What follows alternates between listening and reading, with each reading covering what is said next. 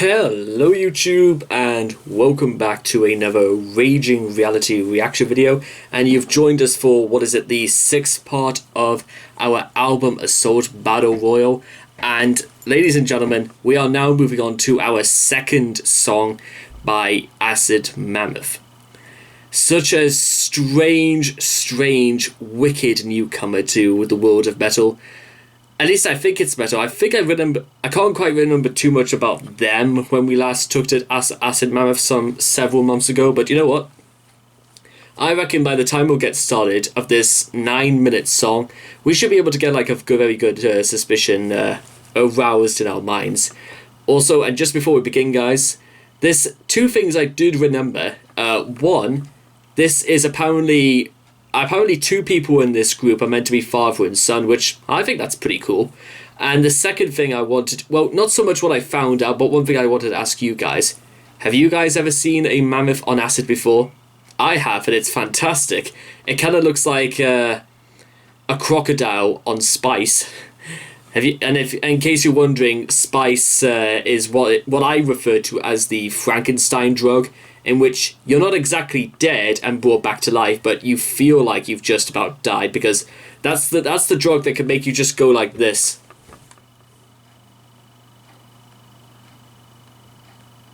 It is as near as close as you could possibly think of to being like cryogenically frozen in the middle of nowhere.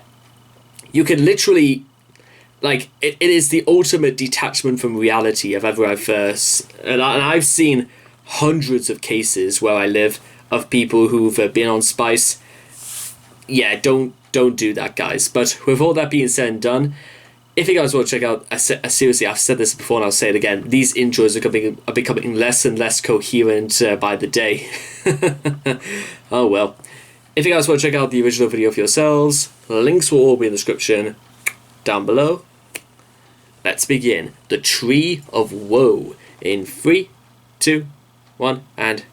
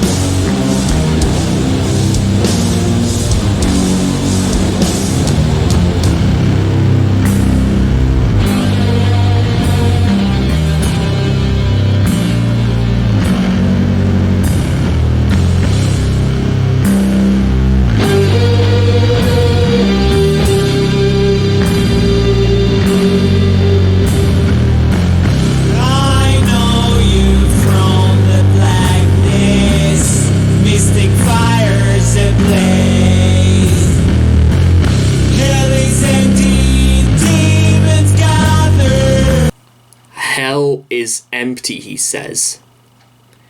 You know what that means? Hell needs some new souls. And I hadn't even realised this before, guys, but a minute 12 has already crept by.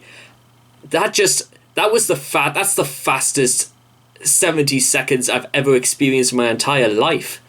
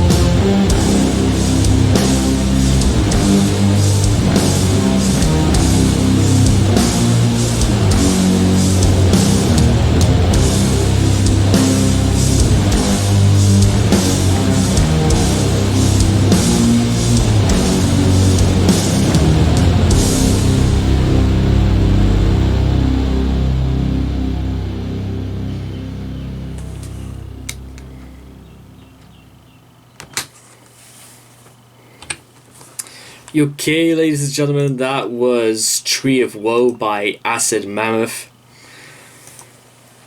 You know what, ladies and gentlemen? There are certain very specific things I wanted to say about what we've just sort of witnessed, because I loved just about every aspect of this song. From its very melancholy, almost doom-like track to... In fact, you know what?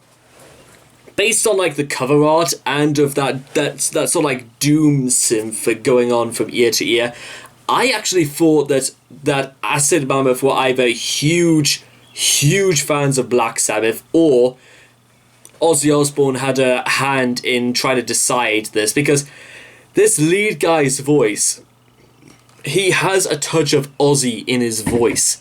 I wish I could explain exactly what that sounds like, but it's like this was, because of how it was played and how at this sort of speed, it so badly felt like a Black Sabbath song. And guys, you know, I am a huge I'm probably even a bigger Black Sabbath fan than the likes of probably Metallica and Judas Priest. And two of those bands are some of the ones that I hold so close to my heart, but Black Sabbath has got something purely magical about it. And Acid Mammoth are on the very fringes of that as well. Let's just some of these. Tell me if this does not sound like classic Black Sabbath.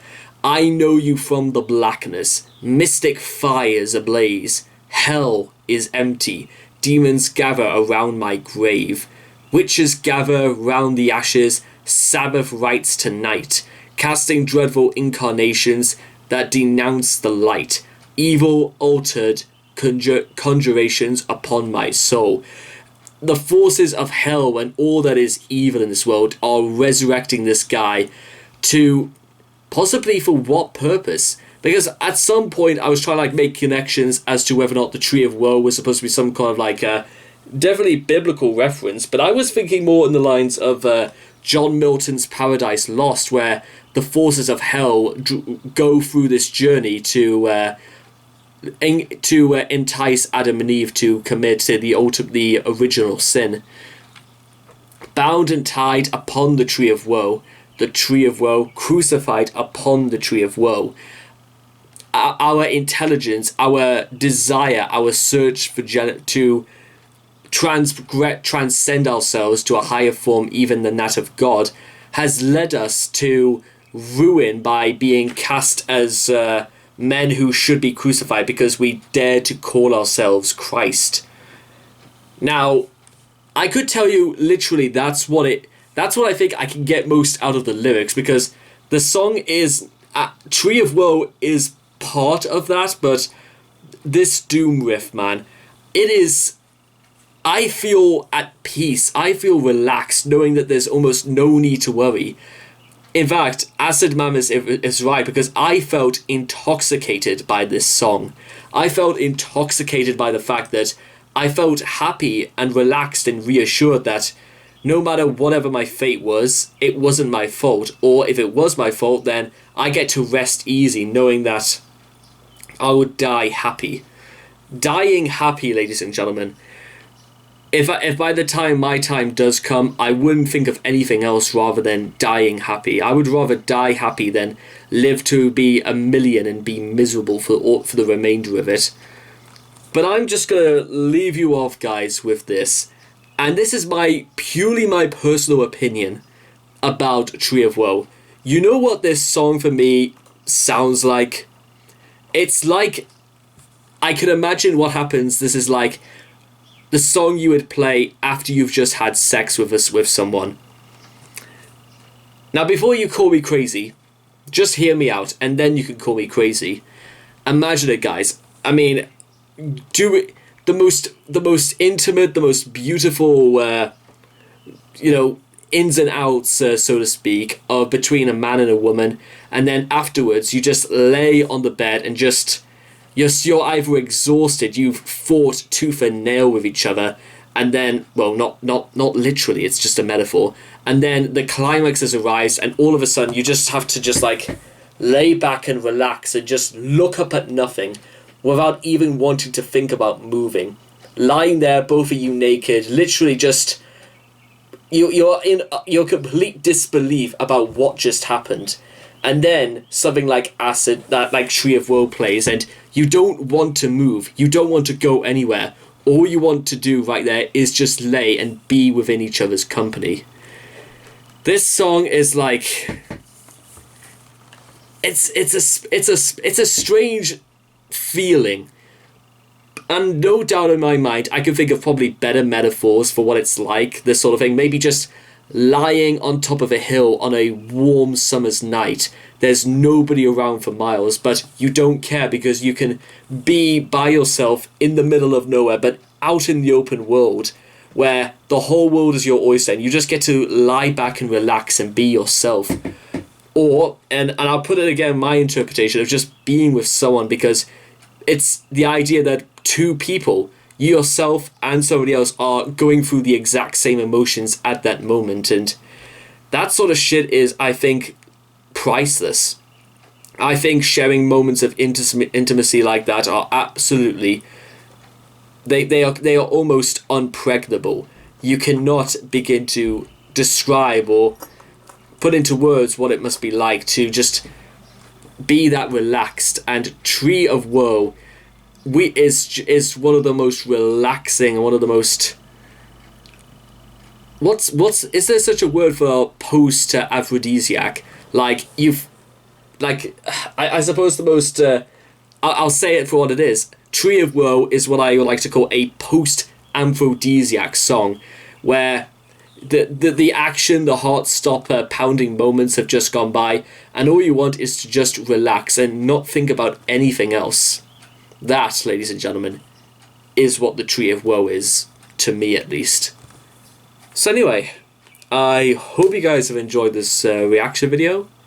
Please leave your thoughts and comments in the comment section down below. Let me know what you guys thought of the Tree of Woe for yourselves by Acid Mammoth. Please also make sure to also like and subscribe to get daily notifications when my videos come out. And I hope to see you guys again in the next video. Take care. Bye-bye for now.